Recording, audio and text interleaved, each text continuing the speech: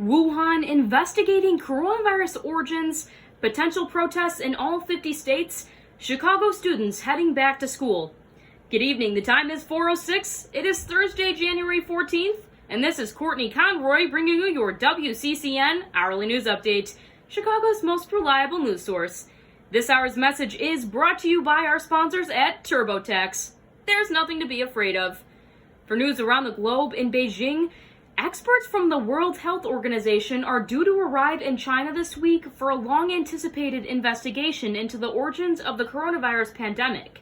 The experts will arrive on Thursday and meet with Chinese counterparts, the National Health Commission said in a one-sentence statement that gave no other details.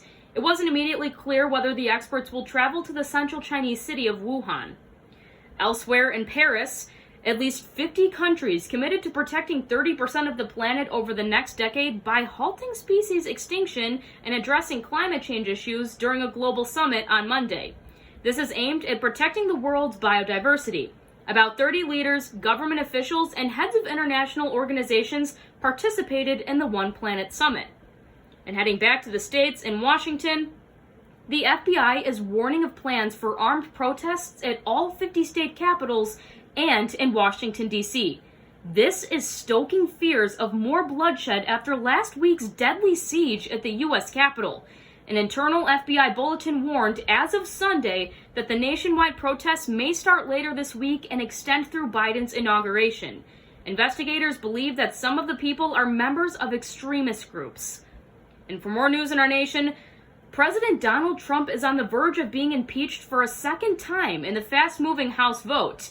This is only a week after he encouraged loyalists to fight like hell against election results, which led a mob of supporters storming the U.S. Capitol. Security was abnormally tight on Wednesday, with shocking images of the National Guard troops assembled at the iconic Capitol.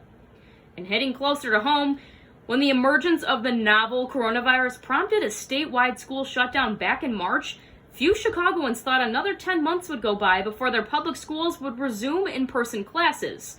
Now, that day has arrived, at least for the fraction of Chicago public schools, although many parents and teachers have indicated they'd like remote learning to continue.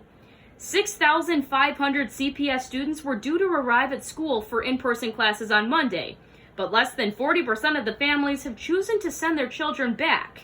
And in the Windy City, scandal-plagued Illinois House Speaker Michael Madigan announced Monday morning that he is suspending his bid for another term leading the chamber, but is not withdrawing the race. Madigan, who's held the gavel for all but 2 years since 1983, made the announcement this morning. This was after he fell 9 votes short of the 60 he needs to retain the post in the House Democratic Caucus. Your WCCN Hourly News Update will continue with sports and weather after a brief message from our sponsors.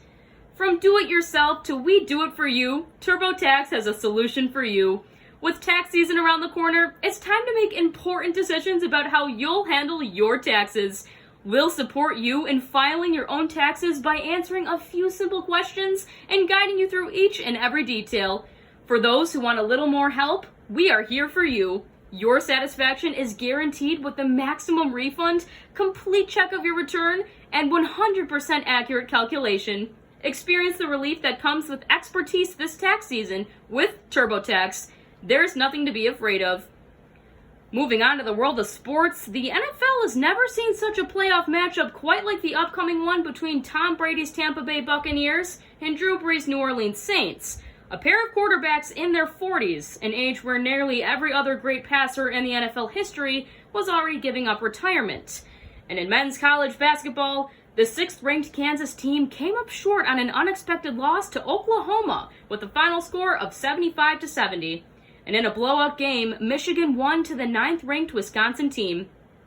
Now for your local WCCN Hourly News forecast for the week.